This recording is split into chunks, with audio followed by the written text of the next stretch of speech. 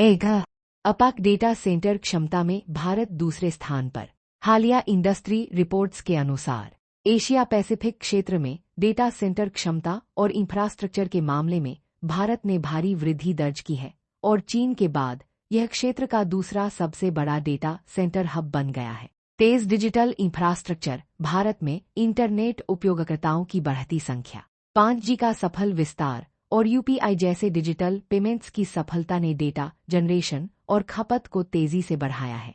Cloud और AI का प्रभाव, दुनिया भर में और भारत में क्लाउड कंप्यूटिंग और आर्टिफिशियल इंटेलिजेंस की बढ़ती मांग के कारण हाइपरस्केल डेटा सेंटर्स के निर्माण में अभूतपूर्व तेजी आई है।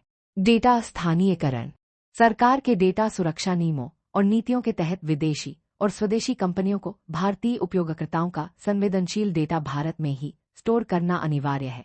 इसने देश में डेटा सेंटर के रियल एस्टेट में भारी विदेशी निवेश को आकर्षित किया है। चुनौतियां और ऊर्जा की मांग, एक बड़ा डेटा सेंटर भारी मात्रा में बिजली 100 मेगावाट की खपत करता है।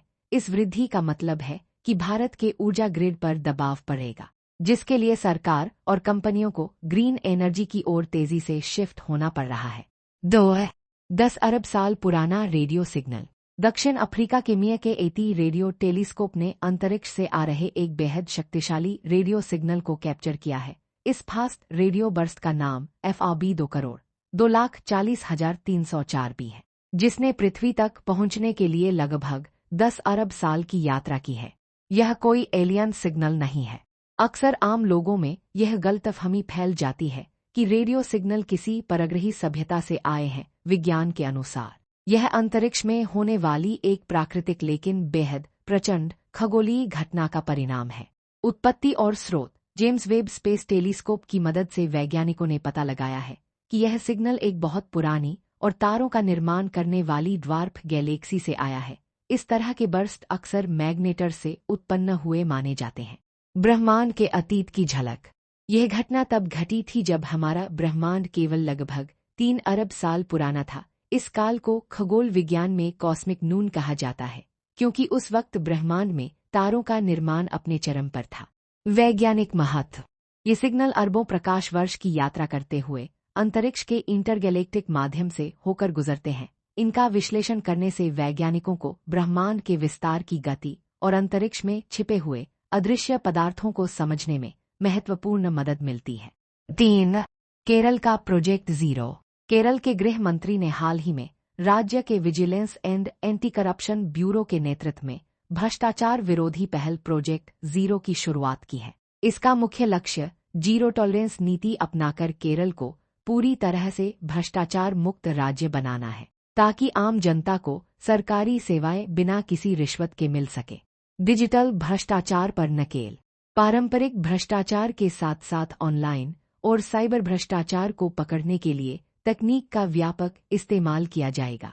सिस्टम में बदलाव, इसके तहत भ्रष्टाचार की शिकायत करने वाले व्हिसलब्लोअर की पहचान पूरी तरह से गुप्त रखी जाएगी और उन्हें इनाम भी दिया जाएगा। इसके अलावा दशकों पुराने 1969 के विजिलेंस मैनुअल में नए दौर के हिसाब से संशोधन किया जा रहा है।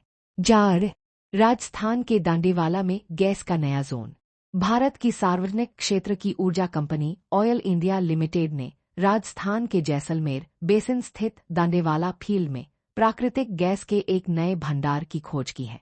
तकनीकी विवरण, यह गैस जोन सानू फॉर्मेशन में केवल 950 मीटर की उथली गहराई पर मिला है।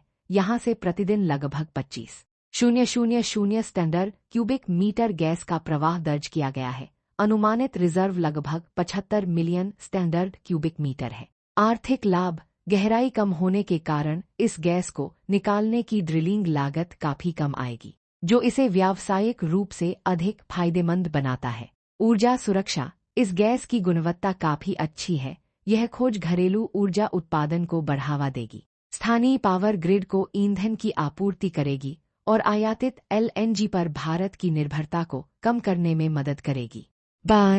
असम में समान नागरिक संहिता विधेयक पारित, 27 मई 2026 को असम विधानसभा ने विपक्ष के भारी विरोध के बीच समान नागरिक संहिता विधेयक 2026 को ऐतिहासिक रूप से पारित कर दिया।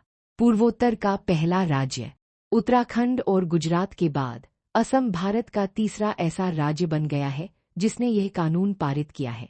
प्रमुख प्रावधान। यह नया कानूनी ढांचा राज्य के सभी नागरिकों के लिए विवाह, तलाक और उत्तराधिकार के समान नियम तय करता है। इसके तहत बहुविवाह पर पूर्ण प्रतिबंध लगा दिया गया है। लिव इन और विवाह पंजीकरण। विवाह और लिव इन रिलेशनशिप का अनिवार्य पंजीकरण लागू किया गया है।